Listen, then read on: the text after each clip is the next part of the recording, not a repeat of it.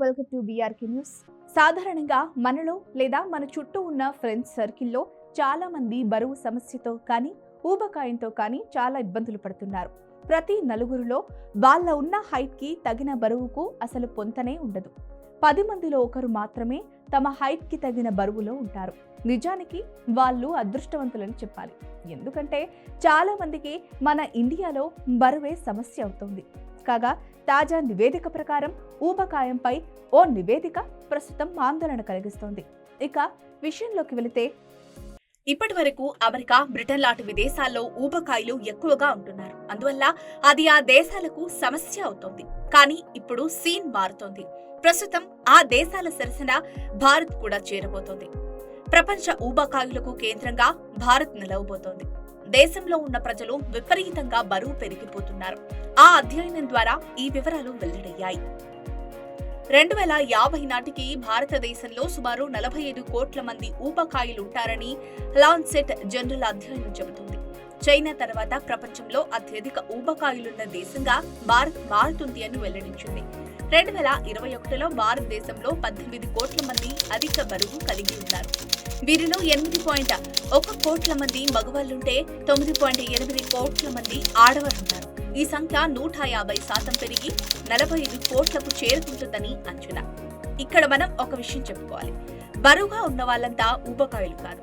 అందులో కూడా కొన్ని రకాలున్నాయి. అంటే మనం ఎంత ఎత్తున్నాం అనే దాన్ని బట్టి మనం ఎంత బరువు ఉండాలి అనేది నిర్ణయిస్తారు. సపోజ్ 5 అడుగుల ఎత్తు ఉండేవారు సుమారుగా 50 నుంచి 60 కేజీల దాకా ఉండొచ్చు.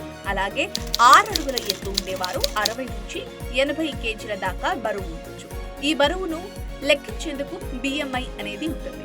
దీన్నే బాడీ మాస్ ఇండెక్స్ అంటారు. ఈ BMI 18.5 నుంచి 24.9 మధ్య ఉంటే ఉండాల్సినంత బరువు ఉన్నట్లే, ఏ ఇబ్బంది లేనట్లే. అదే 25.0 నుంచి 29.9 ఉంటే అధిక బరువు ఉన్నట్లే. కానీ ఇది ఊబకాయం కిందకు రాదు. కొన్ని జాగ్రత్తలతో ఈ బరువు తగ్గించుకోవచ్చు. అయితే BMI గనుక 30.0 నుంచి ఎంత ఎక్కువ ఉన్నా అది ఊబకాయం కిందే లెక్క. అంటే చాలా ప్రమాదకరమైన బరువు కింద లెక్క. ప్రపంచంలో 10 నుంచి 24 ఏళ్ల మధ్య వయస్సులో ఉన్నవారు సగం మంది నిరోధించదగిన ఆరోగ్య సమస్యలే ఉండే దేశాల్లో ఉంటారని తెలిపింది. HIV, ఎయిడ్స్, మనోవ్యాకులత, పోషకాహార లోపం, తక్కువ వయసులో గర్భధారణ వంటి నిరోధించే సమస్యలకు వీరు గురవుతున్నారని పేర్కొంది. యువత మానసిక ఆరోగ్యం క్షీణిస్తోందని, వాతావరణ మార్పులకు సంబంధించిన పర్యవసానాలు ఎదురవుతాయని తెలిపింది. ఇక ఈ బరువు తగ్గించుకోవడం ఎలానో తెలియక చాలా మంది సతమతమవుతున్నారు.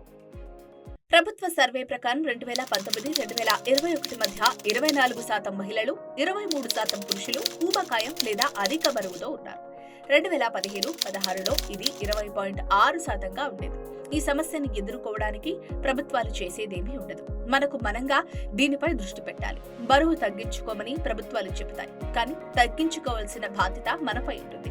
ఎవరికి వాళ్ళం జాగ్రత్త పడటమే సరైన పరిష్కారమని నిపుణులు చెబుతున్నారు. ఎలా బరువు తగ్గాలో తెలియక వారు ఇబ్బంది పడుతున్నారు. తిండి తగ్గిస్తే ఆకలి వేసిస్తుంది. అందువల్ల తిండి తగ్గించలేకపోతున్నారు. క్యాలరీలు ఖర్చు చేద్దామంటే ఆయాసం వచ్చేస్తుంది. ఏ పని చేయలేకపోతున్నారు.